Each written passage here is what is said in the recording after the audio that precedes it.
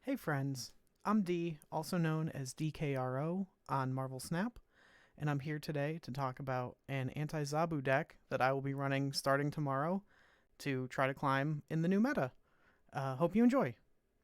So, if you don't know, there's a new card releasing tomorrow named Zabu. They are a 3 cost and 2 power card, and their ongoing effect is that your 4 cost cards cost 2 less, and I believe not less than 1. So from that, we can kind of glean where we think the meta is going to go, because a lot of people will have this card, right? It's the season pass card. So a lot of people, like if you were around at the beginning of this month, we're jamming Silver Surfer into just a lot of decks. So we're going to try to rely on that and hopefully farm them for some cubes before they catch on. That's the plan. Okay. So this is my idea for the Anti-Zabu deck. Let's get into it.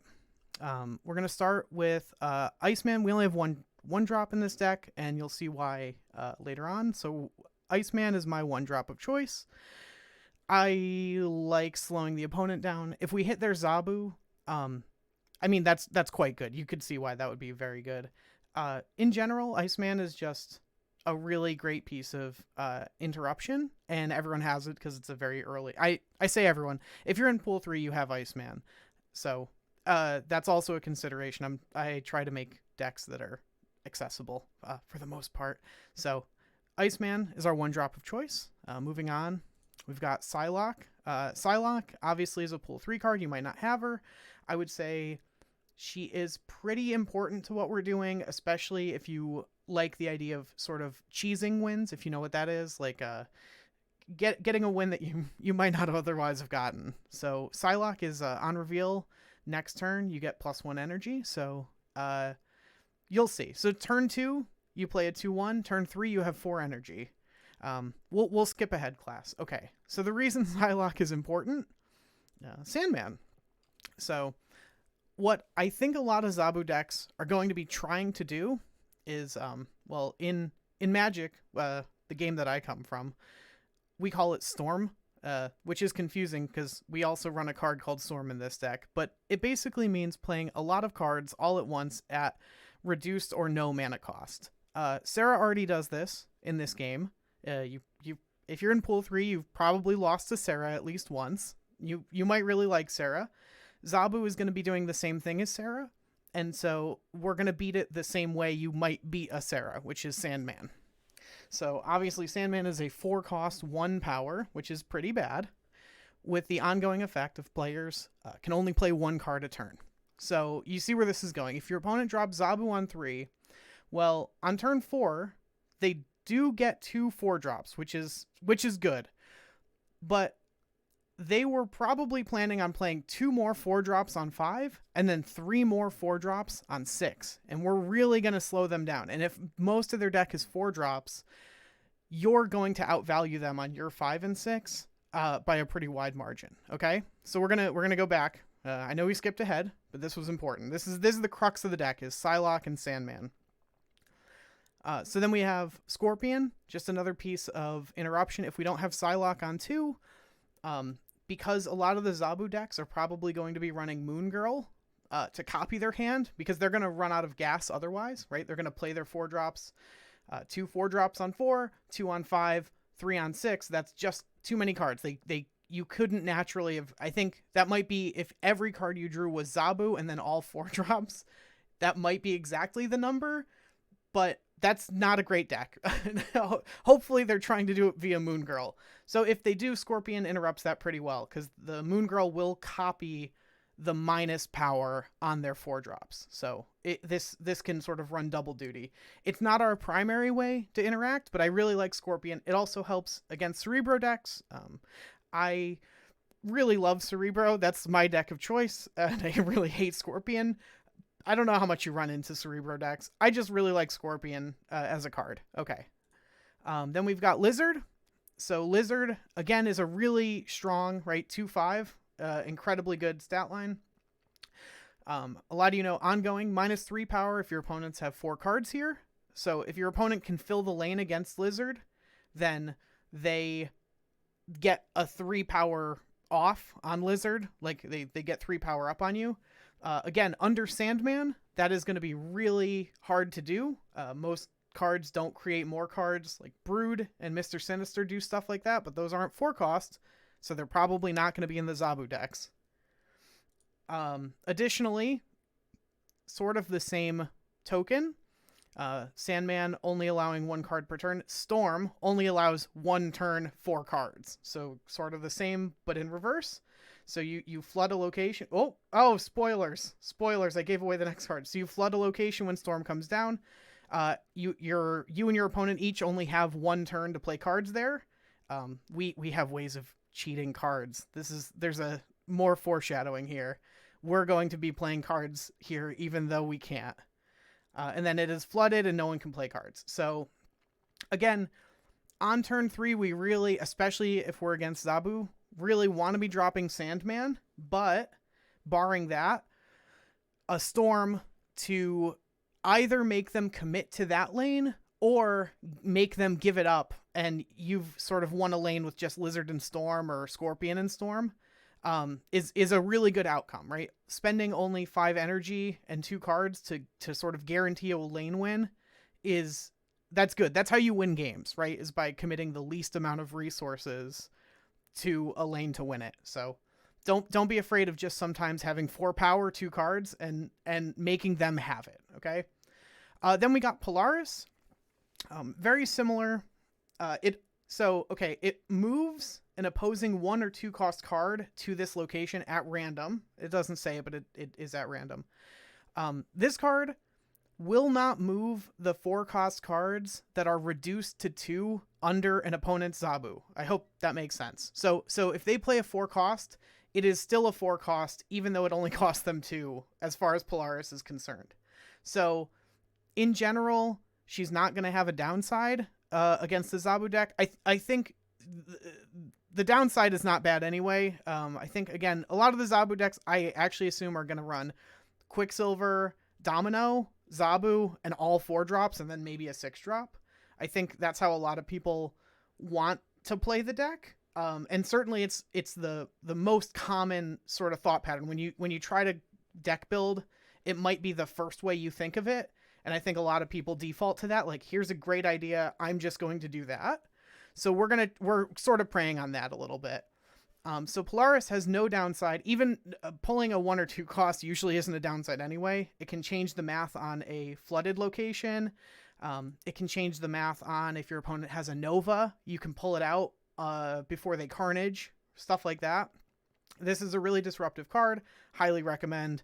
If I had room for Arrow, I would also be running Arrow, but I don't own Arrow, and we don't have room for her anyway. But you could run her somewhere. Okay. So we went Storm. If you ever played Storm, you know the follow-up to Storm is Jessica Jones. 9 out of 10 times. Jessica Jones is just very overstated. She's a 4/4 that becomes a 4/8 if you don't play a card at the same location you play her the following turn. And on Flooded, that'll never happen because you can't play cards there. Great combo. Really, there's a reason it's a classic. She's also just solid on her own, and if you're only playing 1 card per turn under a Sandman, you can just play around that downside yourself. Like, you're just not going to commit a card there. It's easy. Just don't do it. You want some 5s, so here's where you really want to start picking up the pace. The 5s should outpace your opponent's 4s, right? Because the whole point is they're locked to 2 cost 4 drops, and we're going in on 5 drops and 6 drops. So for the first 5, we have Hobgoblin. The downside of a 5-8 pseudo allows you to commit 5 cards to a lane were you so inclined, if that makes sense, because you're taking one of their spots and using it as your own, because they gain control of it when it enters. On reveal, your opponent gains control. The downside to this card is that sometimes an opponent will play like a zoo deck, and they might fill that lane the turn that you play Hobgoblin, and now it stays on your side. Again, under Sandman, that's very likely not going to happen. So really, really great card. I just love cards like this anyway, but yeah, really good card. The other downside being sometimes they can like Carnage it or Deathlock. Not so much Venom, but again, if that's all they're doing with their turn 6, right? Because this comes down on 5, they can only play one card. If it's a Carnage to eat Hobgoblin and become like a 2/4, we're fine with it. You got it. Go for it, man. Then we got Claw, sort of the same deal as what we're gonna see for our 6-drop of choice. Is Claw contests a lane on his own, especially against the 4-drop, right? Like 4 cost cards. Usually sort of cap at 8 or 9 power, unless they have incredible downsides. I don't think the Zabu decks are going to be running the 4 cost with incredible downsides, though. And so if we already have one of our early cards in a lane, like a Lizard or something, right? Lizard plus Claw beats one of their 4-drops, and then the 6 power Claw puts in another lane, beats another, right? So this is like a 2-for-1. It forces them to commit a card against it and a card against the lane to the right just to hit parity again. And they can't catch up. Like if they have to do that under a Sandman, they just can't. You see what I'm saying? They just can't. It's great. It's wonderful. Finally, we have Dr. Doom. Fun fact, Doom, the rapper, was the first tattoo I ever got. Yeah, I have a tattoo of the rapper's mask, Doom. I wish there was a variant that looked like MF Doom. Okay, so Dr. Doom is a 6 cost 5 power card. And on reveal, he adds Doom bots, which are also 6/5s, to the other 2 locations. So you get 15 power across 3 locations. And again, throwing it back to the Storm play, those Doombots will enter flooding for you. There's a lot of locations this wins, like Luke's Bar, the Doombots will enter. The Death's Domain, the Doombots will enter and not be destroyed. Stuff like that. It does lose to that one location where the person with the least power wins. Just be careful about that. You're going to add 5 power to it, but it wins way more locations than it auto loses, which is great. And it wins flooding usually, like, especially if you did like the 2/3. And then America Chavez, we really want to play Doom because again, it forces a 3-for-1 out of our opponent. And that's just not possible under Sandman. We're playing America Chavez because it increases the odds of us getting every other card before turn 6. So the only card that it actually reduces our chances of seeing on a turn that we'd want to see it is Doom. It actually locks us out of drawing Sandman on 6, which is our I think statistically, yeah, the Sandman on 6 is our worst draw. So it locks us out of getting our worst draw, and it increases our chances of hitting this combo, the Storm Jones combo. It increases our chances of the deck working the way that we want it to work. Okay, so great. It's good against Zabu, but like what else, right? Like you might be asking. It's a fair question. So this deck is also meant to be at least competitive against a lot of other decks.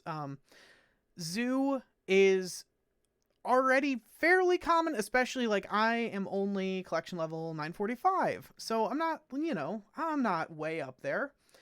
But Zoo is just like a very common archetype because cheap cards are in a lot of the early pools. Like by the time you're out of pool 2, you have that 4-drop. I forget his name. Blanking on it. We have Killanoke, Khazar, and Blue Marvel, right? And so it's not that hard to build a Zoo deck, and a lot of people like lean into that. So this obliterates Zoo decks. GG, you win. It struggles. I did some playtesting with it. It struggles against the ramp decks. So if someone plays an Electro deck, I haven't gone against an Electro Galactus deck. I assume that's just probably off the table. Our 6-drops just don't contest. Like we don't have the 12 or 15 power 6-drops that they have, and we don't have Shang-Chi. I think Something else to consider is that you absolutely could run Enchantress and Magneto if you wanted to swap out for maybe Hobgoblin. Obviously, if you don't have Doom and you have Magneto, I think that's a great swap. Reason being, Magneto will they're only playing 1 4-drop per turn. Magneto will pull all of those into one lane. You'll functionally sacrifice that lane, but in exchange you'll win the other 2, right? Because you've pulled 4 of their 4-drops, their whole game plan into one lane. And Magneto will lose that one, that's fine. You'll win the other 2. Everything else here, I guess Sandman's pool 3, I think.